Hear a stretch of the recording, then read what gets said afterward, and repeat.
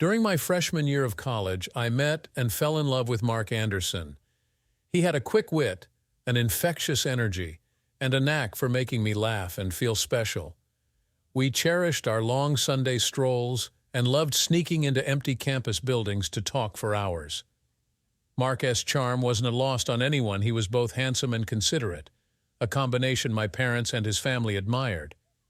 His brother Greg once joked, "If you two ever split, we'll be keeping him in the family." As graduation approached, Mark landed a job with a prestigious tech company in Seattle. Meanwhile, I earned my degree in elementary education and secured a teaching position in Portland, Oregon. To celebrate, Mark took me out to dinner at a quaint restaurant in Cannon Beach and proposed with a stunning ring that had belonged to his grandmother. I tearfully accepted, and the nearby diners cheered us on. Fast forward 9 years, and now at 32, I was the proud mother of twins, Jake and Lily, and was teaching 7th grade English. However, I grew weary of the low pay and the never-ending workload, prompting me to consider a career change. Luckily, within 5 months, with the help of my college best friend Amanda, I found a new direction.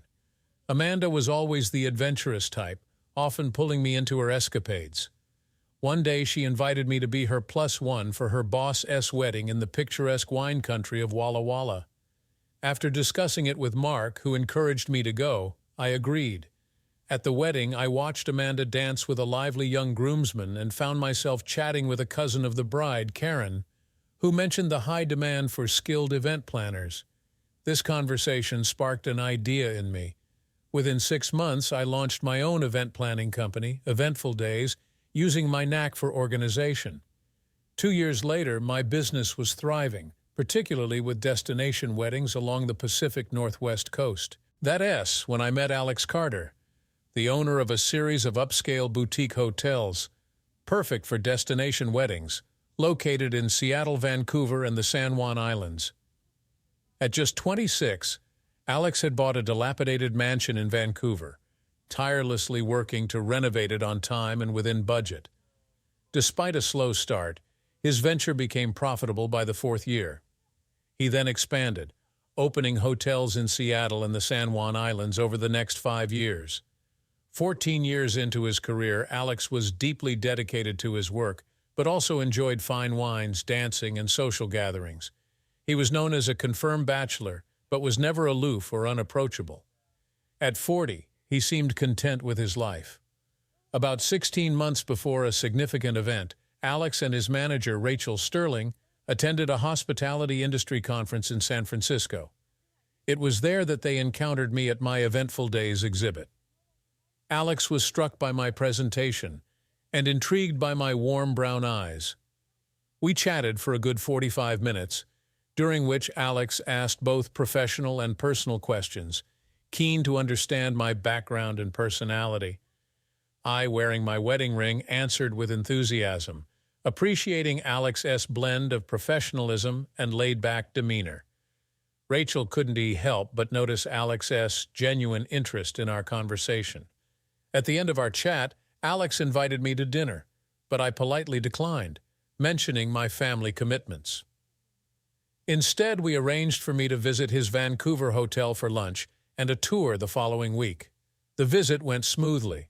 I arrived early and enjoyed exploring the nearby historical sites before meeting Alex and Rachel. The valet greeted me warmly, and I was immediately impressed by the hospitality.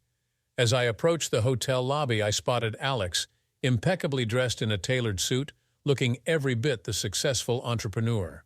I rarely noticed other men besides Mark, whom I considered quite handsome. However, Alex Carter, with his 3 boutique hotels in Seattle, Vancouver, and the San Juan Islands, stood out with his good looks and charismatic personality. When we finally met for the tour, Alex greeted me with a warm smile. We quickly discovered a shared appreciation for hard work and success, making our conversation flow easily. I wore a stylish yet understated teal dress and comfortable flats, conscious of making a good impression in the business setting. During the tour, Alex's meticulous attention to detail left me impressed. We enjoyed a lovely lunch featuring Pacific Northwest cuisine and my favorite Sauvignon Blanc. Alex's charm was evident, but I remained focused, limiting my wine intake to stay sharp during our business discussions. After lunch, we continued the tour, and I shared insights into the property's history, which seemed to impress Alex. We laughed and brainstormed potential collaborations for weddings and family events. When it was time to leave, Alex shook my hand warmly, holding it just a moment longer than usual, and gave me a friendly kiss on the cheek. I felt an unexpected connection with him, but quickly reminded myself of my commitment to Mark and our kids. On the drive home, I noticed a storybook my daughter had left in the car, bringing me back to reality. I mentally scolded myself for entertaining thoughts about Alex and resolved to stay focused on my family and career. Back at his hotel, Alex wrapped up some business matters before heading to his suite to relax before his evening workout. As he lay on his bed, his thoughts kept drifting back to me. Unlike the many beautiful women he had dated, I stood out for my unique blend of inner and outer beauty. Although he knew I was married, he couldn't help but think about me all the same. John was at home, preparing dinner with our kids, Max and Lily. He felt incredibly fortunate to have me in his life. When I got home, we enjoyed a meal together, and Lily excitedly told us a story about playing with the neighbor's new puppy. After the kids were tucked into bed, I made love to John, perhaps to reassure myself of our relationship's strength. Over the following 6 months, I coordinated 4 weddings at Winfield Estate. Alex Carter's subtle charm and frequent visits started to have an effect on me. John accompanied me once early on when Alex was out of town. One evening, after a particularly successful event, Laura and I shared a leftover glass of red wine on the terrace. Laura kicked off her shoes and said, "Can we have a serious talk?" I nodded, sensing her concern. Laura expressed her worries, noting that Alex seemed interested in me and might pursue something more if given the opportunity. She cautioned me that getting involved with Alex could jeopardize my marriage, reminding me that Alex wasn't the type to settle down. I was moved to tears, admitting my confusion. I loved John deeply and couldn't bear the thought of hurting him, but Alex's allure was difficult to ignore. Laura's expression was stern but compassionate as she advised me to prioritize my family's happiness over any attraction to Alex. I took a few sips of wine, trying to organize my thoughts. Laura patiently waited, understanding that I needed time to process everything. "I've always felt in control of my life," I confessed. "I fell for John quickly, but I always felt like I had a handle on things. With Alex, I feel out of control. If the moment came, I don't know if I could resist. 6 months ago, the idea of being unfaithful would have horrified me, but now I was struggling. Marriage is a commitment, and I couldn't imagine John with someone else. Why am I even considering this? I wondered aloud. What are you going to do? Laura asked gently. Most of me wants to stay true to John and the kids. This is a fantastic business opportunity, and I want to remain professional. But a small part of me wonders if a brief fling would get it out of my system, I admitted, tears welling up in my eyes. Laura hugged me, offering her unwavering support. The next day, Laura confronted Alex, warning him, "If you pursue Cindy, I'll resign. I have been with you for 7 years, and I'll know." She left his office before he could respond. 3 weeks later, an unexpected rainstorm disrupted an outdoor wedding. Laura and I worked tirelessly to salvage the event. Late at night, Alex and I found ourselves alone. He reassured me, telling me I had done an excellent job despite the weather. Feeling vulnerable, I leaned into him and we kissed. Alex made it clear he wouldn't pressure me into anything, but I gave in to my desires. We spent the night together, discussing how to keep our affair secret. I assured Alex I could handle it without raising suspicions. I left early in the morning, needing to rest before returning to my family. When I arrived home that Sunday afternoon, Max and Lily ran to greet me with hugs and stories about their weekend. I hadn't been home since Friday afternoon, but the welcome was heartwarming. Daddy took us to the big playground yesterday, and we went down the giant slide. Mrs. Williams brought us cookies, and Daddy made Mickey Mouse pancakes for breakfast. He said we might go to the zoo next week. Mommy, did Daddy ever take you on rides? I I winced at the mention of Daddy and rides, recalling my recent affair. Shaking off the guilt, I saw John looking fit in his shorts and t-shirt. Hugging him, I said, "Hi, sweetheart. It was a challenging wedding. I'm glad to be home. How are the kids? We missed you, Cindy, but I enjoy these weekends with them. I'm glad your business is doing so well. I saw the storm on the news and knew you to be busy. Let me get you a glass of wine and rub your feet." He's so loving and supportive, I thought, feeling overwhelmed. I can lose him. Later, we moved to the hot tub with wine, but John, exhausted, asked to skip it. I agreed, secretly relieved. On Monday, John suggested a date night for Tuesday, and I eagerly agreed. Early Tuesday, John packed for both of us and left a note dress for a romantic date and be ready by 4:00 p.m. At 4:00, we left the kids with Amanda and headed to a charming resort on the coast. I was surprised. "Is Amanda staying the night?" "Yes," John replied. "I didn't pack anything. You have a bag in the trunk." "Amanda packed it while you bathed the kids." "You let her into my dresser?" I asked, laughing. "Yes, she found something and said not to worry, she'll take you shopping for lingerie if needed," he teased. We walked along the beach, had a wonderful dinner, and talked on the balcony. At midnight, John revealed he was up for a promotion, which meant more money and less travel. He even suggested joining me on some of my wedding weekends. In the dark, my troubled expression went unnoticed, but I quickly recovered, praising him. At breakfast in bed, we continued our conversation. I reassured John that I wouldn't quit my business, and he fully supported me. "You are incredible at what you do," he said. "How did I find such a wonderful man?" I wondered. "I can mess this up," I resolved, determined to keep my affair with Alex discreet, despite my lack of guilt. Little did I know, an impending crisis loomed over our lives. I believed I could juggle everything without hurting anyone, convinced that Alex would eventually move on and that I could keep my family intact. I never imagined how wrong I could be. The following month, John was promoted to partner at his firm. I had a wedding to coordinate at a Seattle hotel and discussed keeping our affair discreet with Alex. I'd been on birth control since starting my business, as John and I had agreed that 2 kids were enough. In late June, things began to unravel. Alex and I were in his office discussing new business terms when Laura entered the room. "I need to talk to you both," she said, taking a seat. "Alex, remember our conversation 4 months ago? I said if you two were dating, I'd leave." I was stunned, but Alex remained calm. "I saw you two kiss and go to bed the night of the storm," Laura continued. "It was heartbreaking. You were acting selfishly, ignoring the consequences. I started job hunting the next Monday and will move to Austin in August to work for another event management company." Turning to me, Laura said, "I warned you this would hurt your family. John doesn't deserve this. I wanted to let it affect our professional relationship, but only talk to me about work from now on." She left the room, leaving Alex and me in silence. Finally, I said, "Alex, I am going home. I am sorry for all of this. I'll call you in a few days." I drove to Orange County, checked into a Marriott, and cried myself to sleep after buying a bottle of Maker S-Mark. Laura kept her promise and moved to Austin after working her last 2 weeks. Alex didn't try to stop her. I wanted to call Laura, but settled for a text. "I am sorry my actions hurt you. You warned me, but I can let it go unaddressed." By early September, Alex and I felt guilty about our relationship, but our attraction persisted. By October, we resumed our affair. One Saturday night after a late wedding, we took Alex's BMW to a secluded cabin on the Oregon coast. "This is beautiful," I murmured, snuggling up to Alex.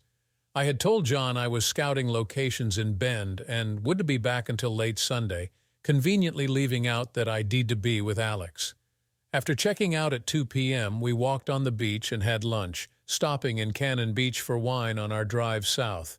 I felt content, believing my business was thriving, my children were happy, and my affair was under control.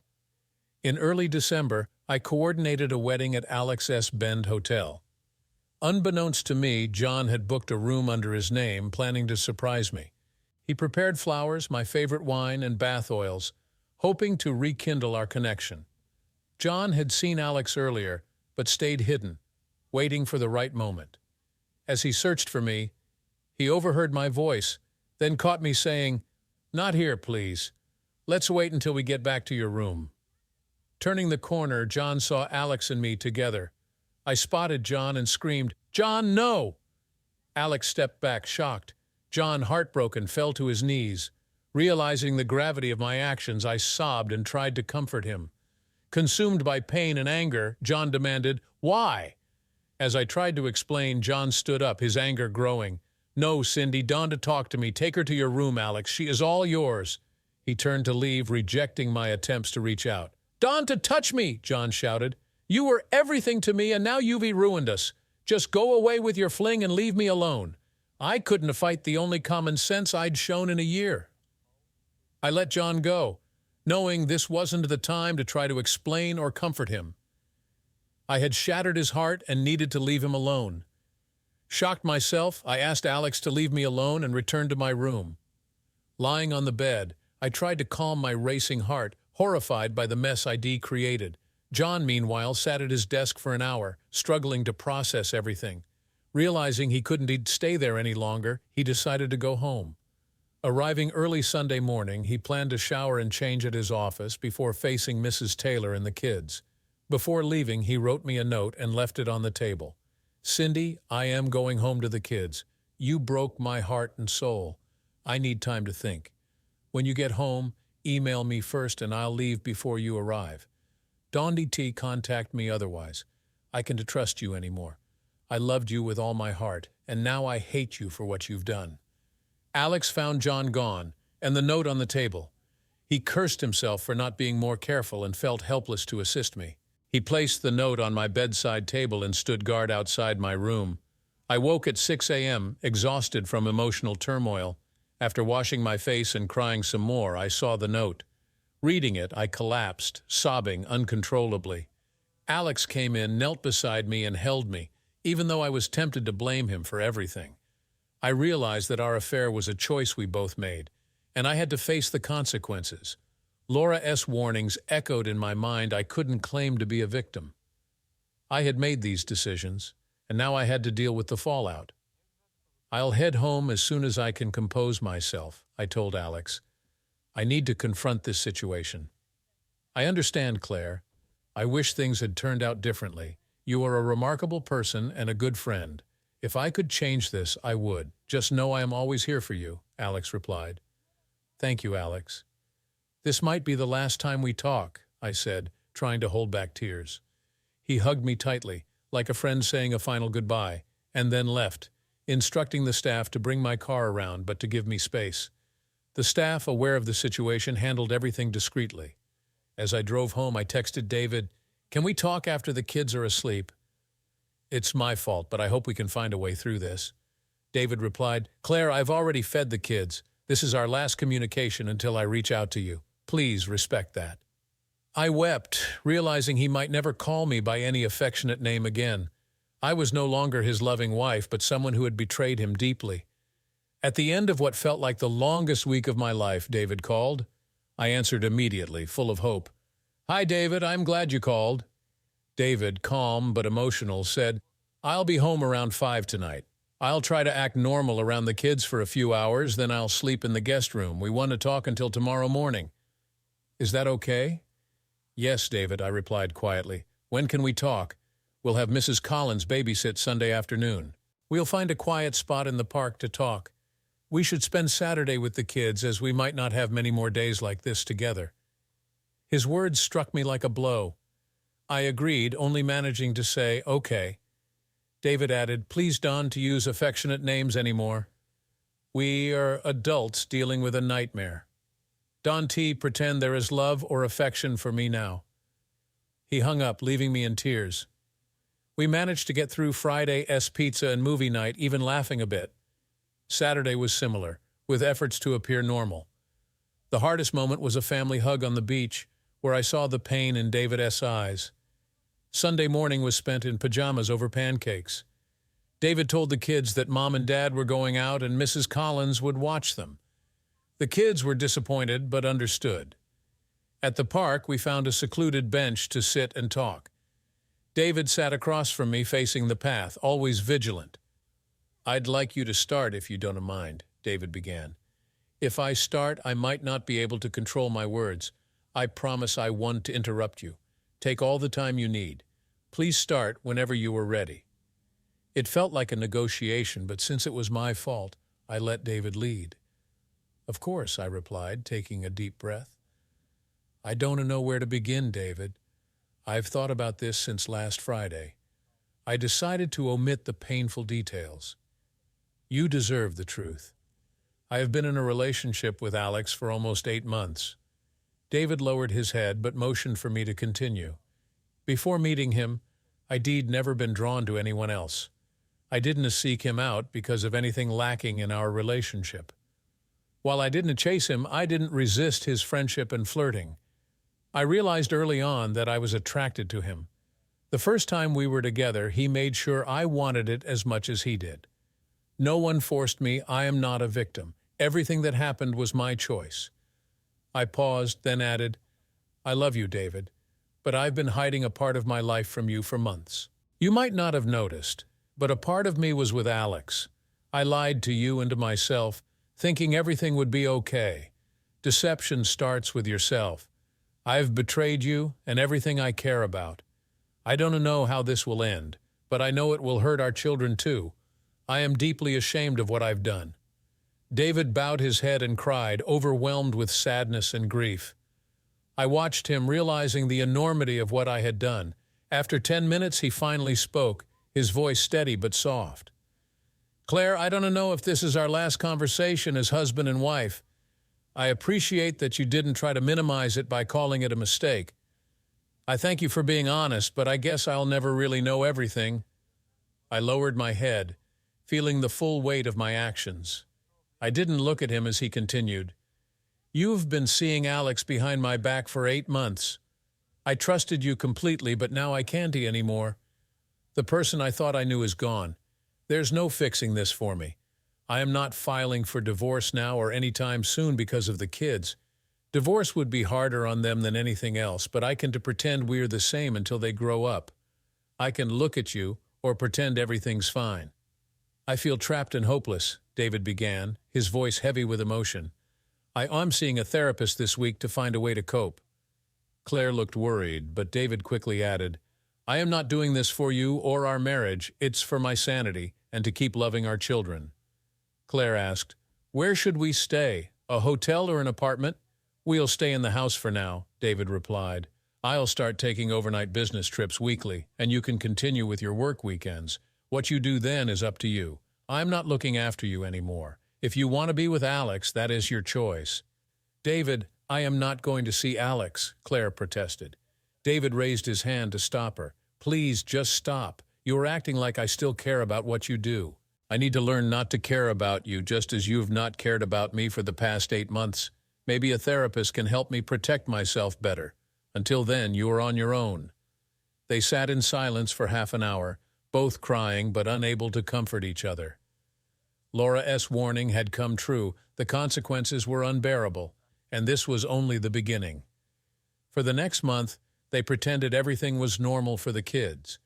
They attended Lily's soccer games and Max's karate lessons, maintaining a facade of normalcy. Even Mrs. Green, the kids' teacher, noticed nothing amiss during the parent-teacher conferences.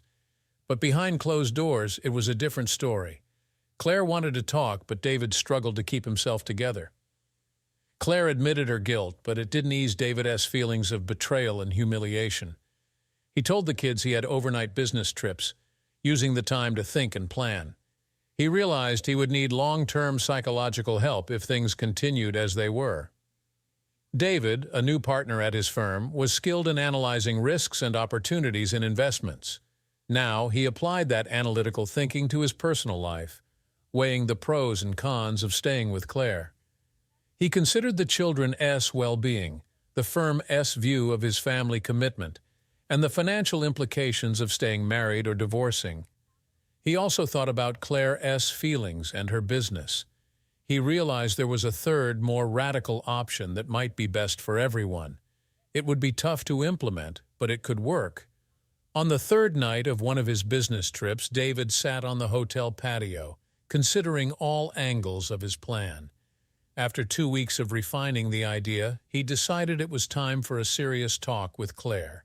He asked Mrs. Collins to babysit and drove Claire to the park where they had first discussed her affair. They sat at the same picnic table as before. "Cindy, these past few weeks have been incredibly difficult for both of us," David began. "Thank you for giving me time to think. I want to share my thoughts and then hear your response." Claire nodded and David continued. "I don't want to rehash everything, especially the night I found out about you and Alex. I've told you how devastated I am. I'm not perfect, but I have always been completely committed to us and our kids. I have never cheated, even when there were temptations. I can imagine replacing you in my heart. I thought we would grow old together. Clearly, I was wrong about your commitment to us." Claire, with tears in her eyes, pleaded, "David, I know I don't deserve a second chance, but I want to work hard to rebuild our trust and stay together." David looked away before replying. "I know you mean that, Claire, and I've considered it. On one hand, we might find enough forgiveness to stay together." Claire felt a glimmer of hope, but David continued, "But it is not right for me, for two reasons. First, I can regain trust in you. I would always suspect you were meeting someone else. Second, I can be intimate with you without picturing Alex. You chose him over me, and I can look at you without seeing his face." Claire's shoulders slumped. She knew David was right. She wanted to promise she'd be faithful, but she couldn't demand his trust. "I want to fight for us, David." "Aren't we worth fighting for?" she asked, desperation in her voice. For the first time, Claire saw anger in David's eyes, and she recoiled. "Fight for us? What do you think I did every day, working hard, moving up the career ladder, spending time with our kids, and remembering what you love? That was all fighting for us. How have you fought for us, Claire? By being with Alex? You stopped fighting 8 months ago, and now you want me to just accept it and move on?" David took a deep breath, tears in both their eyes. "I want to ask you so many questions, Claire, but how can I trust your answers? Maybe you're just sorry because you got caught. I want to go back to sharing our lives, but that couple no longer exists. You destroyed us with your cheating and lies. We can only move forward with the best solution for everyone." David paused, collecting his thoughts. "I realized our night at the resort was after you'd been with Alex. You spent time with him, then came home and let me treat you like my loving wife.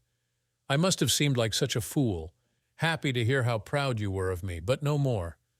Claire couldn't argue against anything he said, feeling only deep regret for the pain she had caused the man she had once loved with all her heart. He was right. He had fought for their relationship every day, while she had betrayed his love. Her infidelity had been a heartless act against the husband she had adored just a year earlier. Claire felt her world crumbling as she asked, "Are you going to divorce me, David?" "No, Claire," David responded, his voice steady but filled with sorrow. "I am not going to divorce you, but I am also not staying married to you in the traditional sense. I am working on a solution that I think will be best for everyone. It won to be without pain or loss, but I believe it's the only acceptable path forward. I'll explain everything to you in a few weeks." Confused and desperate, Claire asked, "What do you mean? What are you planning?" David sighed. "I'm not going to dictate your actions, Claire, but I'll explain my plan in detail when the time comes. I'm not asking for your opinion on my choices because, frankly, I don't trust you to consider my best interests or our children's. Once you understand my decisions, you can make your own. I want to control you. But how will I know what you are planning if you don't share it with me now?" Claire asked, genuinely perplexed by the direction of the conversation. She wanted so badly to reach out and hold him, but it seemed like that would never happen again. David looked her straight in the eye, a calm yet pained acceptance in his voice. "You'll find out soon enough." They sat together for a few more minutes, Claire gently probing for more information. But David remained resolute. He assured her that she would understand when the time came. A few months ago, her friend and colleague Laura had warned her that if they danced to this tune, they would eventually have to pay the piper. Claire realized now how right Laura had been. David, surprised to learn that Laura knew about the affair and had tried to warn Claire and Alex, felt even more betrayed. "So you were warned and didn't stop. You didn't come to me to talk about your struggle you just carried on," he said, tears streaming down his face. Claire broke down, her sobs uncontrollable as she buried her face in her hands. She had hoped David might come to hold her, to offer some comfort, but instead he stood up and moved away, folding his arms across his chest. When she finally looked up, he said, "The consequences have come, Claire, and it's time to start paying for our mistakes. Maybe someday the full cost will be paid." 2 weeks and 4 days later, David left for one of his weekly business trips, a time he used to sort through his feelings and pain. He hugged and kissed the kids goodbye, and Claire noticed he seemed even more withdrawn than usual. It must be hard for him to say goodbye, even for just 24 hours, she thought. Claire had been sleeping better at night thanks to melatonin, which helped her fight insomnia. David suggested she leave the kids with Mrs. Collins, their kind neighbor who had become like an aunt to them, so she could get a good night's sleep after a couple of glasses of wine. Claire agreed, and Mrs. Collins happily welcomed the kids. At 5:30 a.m., Claire's phone rang persistently, waking her from a deep sleep. She groggily answered. "Hello? Is this Claire Adams, the wife of David Adams?" said a professional voice on the other end. Claire sat up sharply, alarmed. "Yes, this is she. Is everything all right?" "I am sorry to inform you, Mrs. Adams, but your husband was involved in an accident on California Highway 79, west of the Pacific Crest Trailhead near Warner Springs," the voice said. "Oh my God, is he okay? Is he in the hospital?" Claire exclaimed, panic rising. "I'm very sorry to tell you, Mrs. Adams, but the accident was fatal. His body is being transported to the University of California Medical Center in San Diego," the voice continued. "I am sorry for your loss." Claire was stunned, unable to process the words. When the reality hit her, she screamed into her pillow, her cries echoing through the quiet house. She wept uncontrollably for nearly an hour before exhaustion overtook her. As she regained her senses, she realized she had to tell the children, but struggled with how and when to do it. She needed to call her parents and David's family in Denver. She longed for a friend's support, but felt lost. She needed to get to the medical center in San Diego immediately, but doubted she could drive safely in her state. Kelly was in Europe on business, so she couldn't help for a few days. Claire splashed water on her face, dressed quickly, and tied her hair into a ponytail, preparing to leave. Just as she reached the doorbell rang. Surprised, Claire opened the door to find Brad Stanton, the family lawyer and one of David's best friends, standing there with a devastated expression. "Claire, I heard about the accident on the morning news. I am so sorry." With those words, Claire collapsed into Brad's arms, sobbing and shaking. Brad held her, trying to offer comfort. At that moment, Mrs. Collins emerged from her house in her bathrobe, running across the lawn with a concerned look. Unable to speak, Claire clung to Brad as he explained the situation to Mrs. Collins. Tears streamed down Mrs. Collins' face as she embraced Claire, offering her own words of comfort. After a few moments, Claire insisted on going to the hospital. "I have to see him. I have to see my David." Brad and Mrs. Collins agreed that Mrs. Collins would watch the kids, briefly tell them where their mom was, and take them to school. Claire, Brad, and Mrs. Collins knew they would have to tell the children soon enough, but for now they focused on supporting Claire in her immediate grief. Not now. Brad focused on the road as they drove Claire to the hospital. Claire's phone buzzed with calls and messages from concerned friends and family. She called her mom, who promised to catch the first flight out. Claire then broke the heartbreaking news to David's parents, Martha and Frank Adams. They were devastated but assured her they would arrive as soon as possible. Claire turned off her phone, stared out at the coastal scenery, and cried silently. The next 5 days were a whirlwind of activity and emotion. Claire had to explain the situation to the children, thank her parents, and Mrs. Collins for their support, and deal with the authorities and insurance companies. David had 3 separate life insurance policies to sort through, and arranging the funeral felt overwhelming. She also had to manage the clients who had booked events through her business, ensuring everything ran smoothly despite her personal crisis. Claire couldn't shake the nagging questions. Why had David been driving on that remote road so early in the morning? The toxicology report was clean, no alcohol or drugs. He had eaten a simple dinner of steak and salad the night before. The lack of any clear explanation left her feeling lost. Alex struggled with whether to reach out to Claire, but ultimately decided it was best to stay silent. He knew any contact from him would only add to her pain. Meanwhile, Laura, who had been meeting with a new client when she got the news, felt a strange mixture of sorrow and resignation. She did not attend the funeral, feeling it was not her place. The funeral, held on a sunny Friday morning, drew everyone who knew David. Claire was overwhelmed by the outpouring of love and respect for her late husband. Hearing stories about his kindness, generosity, and unwavering support for his friends and family, she realized how much she had overlooked his virtues. The guilt weighed heavily on her, making her feel that if she had been more attentive, perhaps she wouldn't have strayed, and David might still be alive. She became obsessed with finding answers, needing to understand what had gone wrong. Late Sunday afternoon, Brad arrived at the house, his expression grave. He spoke briefly with Claire's mom and mother-in-law, who quickly took the children out of the house.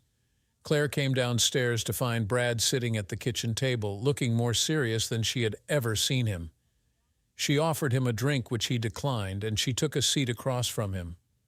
"Claire, before I begin, there are a few things you need to know," Brad started. "First, while I am here as your friend, today I am also representing a client, David." Claire's eyes widened in shock. "I say client because even though David is gone, I still have responsibilities to him as his attorney. He gave me explicit instructions, verbally and in writing, to follow in case anything happened to him. He insisted on handling everything legally and properly, even paying me up front for my services, though I offered to help as a friend. This letter is from David, and I am instructed to give it to you without discussing its contents." Claire's hands shook as she took the letter. "What else did he tell you to do?" she asked, her voice barely above a whisper. Brad looked uncomfortable but remained firm. "I am sorry, Claire, but my discussions with David are confidential. He was very clear that I am not to disclose any details beyond what I've been authorized to share. Again, I apologize." With that, Brad stood up and left, leaving Claire alone with the letter. Claire opened the envelope, her heart pounding. The letter read, "Claire, by the time you read this, I'll be gone. The funeral is over, and the kids are with our parents and your mom. They know not to come home for a while, giving you time to process this. This is the third option, Claire. It is the only way I could think of to make things right.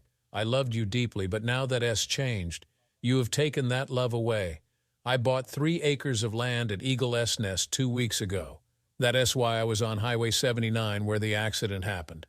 I bought it because I had just been promoted and we were financially stable. It was meant to be a surprise, a place for us to build memories with the kids. But things didn't go as planned.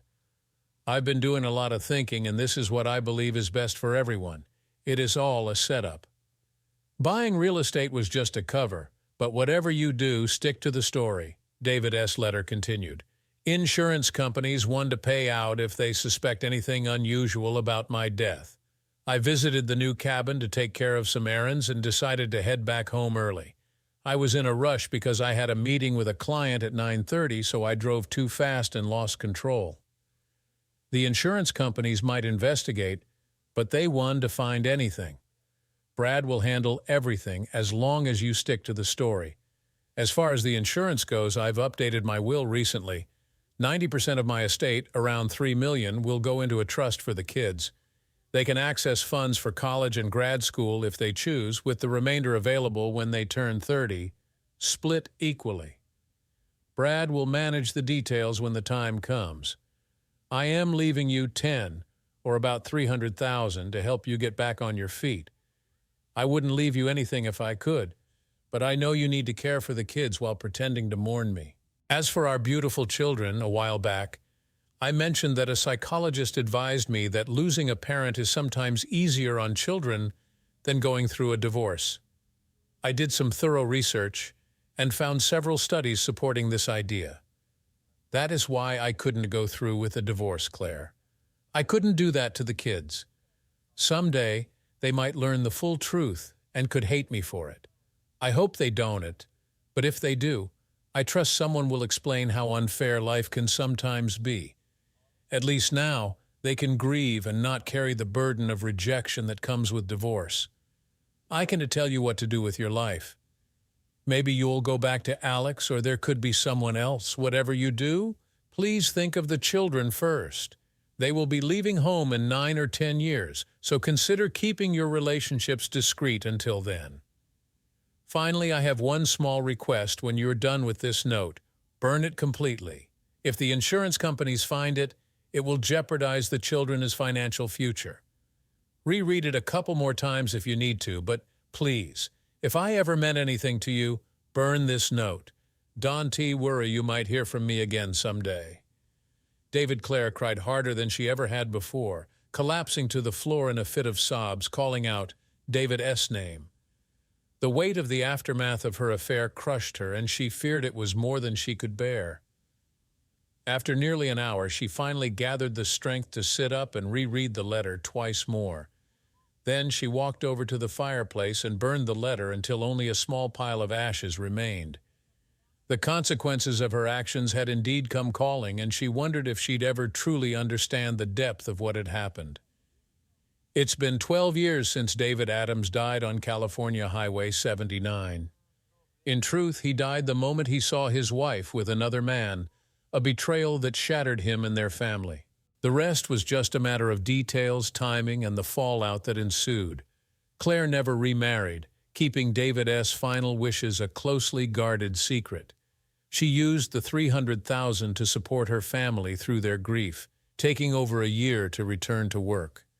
She tried to adopt a professional demeanor, but her business focused on weddings and family events, a constant reminder of what she had lost.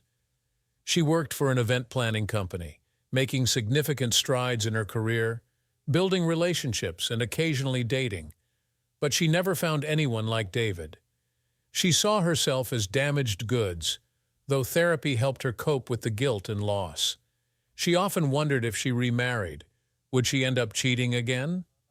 Michael and Sarah, now in their early 20s, had graduated from high school and were attending college. Michael, like his mother, thrived on the energy of people coming together and studied hospitality and marketing at the University of Southern California.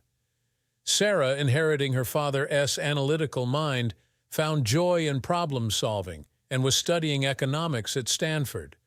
Both were deeply affected by their father's loss, a void that remained constant in their lives.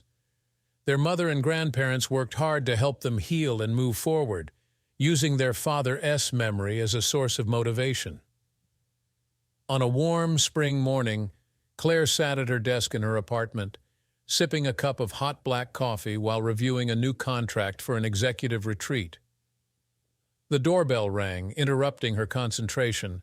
She set down her coffee, walked to the door, and opened it, not knowing what to expect. It is all a setup. Buying real estate was just a cover. But whatever you do, stick to the story, David's letter continued. Insurance companies want to pay out if they suspect anything unusual about my death. I visited the new cabin to take care of some errands and decided to head back home early. I was in a rush because I had a meeting with a client at 9:30, so I drove too fast and lost control. The insurance companies might investigate, but they want to find anything. Brad will handle everything as long as you stick to the story. As far as the insurance goes, I've updated my will recently. 90% of my estate, around $3 million, will go into a trust for the kids. They can access funds for college and grad school if they choose, with the remainder available when they turn 30, split equally.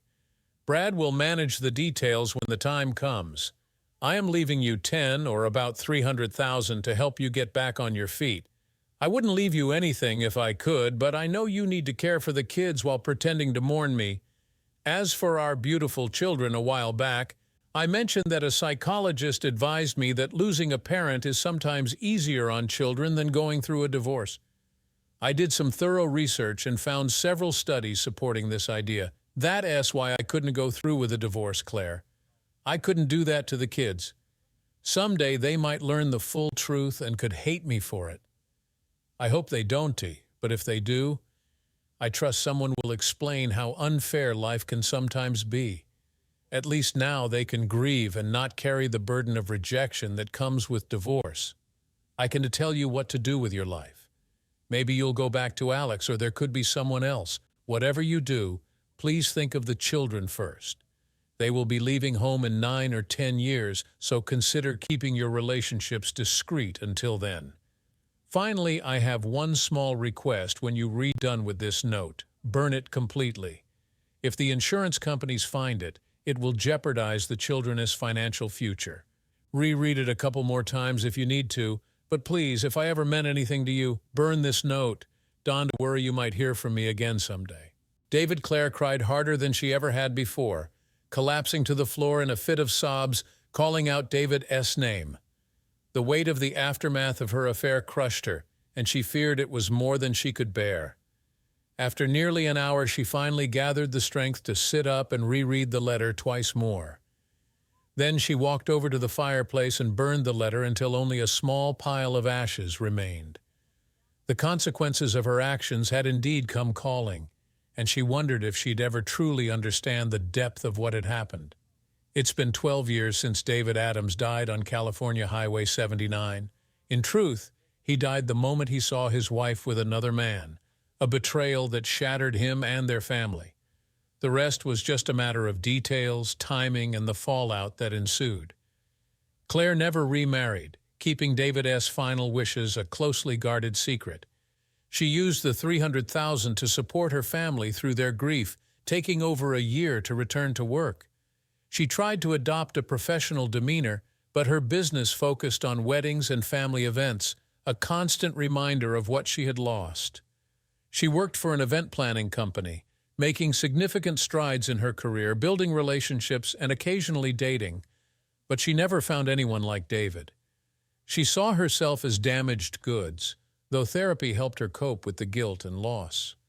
She often wondered if she remarried, would she end up cheating again? Michael and Sarah, now in their early 20s, had graduated from high school and were attending college. Michael, like his mother, thrived on the energy of people coming together and studied hospitality and marketing at the University of Southern California.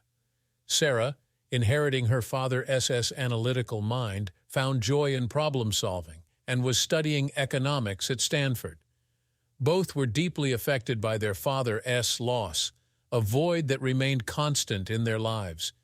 Their mother and grandparents worked hard to help them heal and move forward, using their father's memory as a source of motivation. On a warm spring morning, Claire sat at her desk in her apartment, sipping a cup of hot black coffee while reviewing a new contract for an executive retreat. The doorbell rang, interrupting her concentration. She set down her coffee, walked to the door, and opened it, not knowing what to expect. "But I hope it will make his life miserable for a while. Maybe you two can get together if you haven't already. And 4520 have some good fun to ease the pain by the way you are named specifically in the article, so some friends and co-workers may have question for you as well." 6th Cindy, almost 13 years ago. I thought we were as happy and content with each other as any couple could be. It all turned out to be a lie, a tragic lie. So Cindy, you've picked the tune, you've enjoyed the dance, and now it is time to pay the bill in full. Rick, moments after Cindy read Rick's note, her phone began to ring off the hook. 6 months later, all 3 BD properties were sold at a big loss to the owner, an Austin-based investment group. The Templeton Group Davis, at age 53, was financially ruined.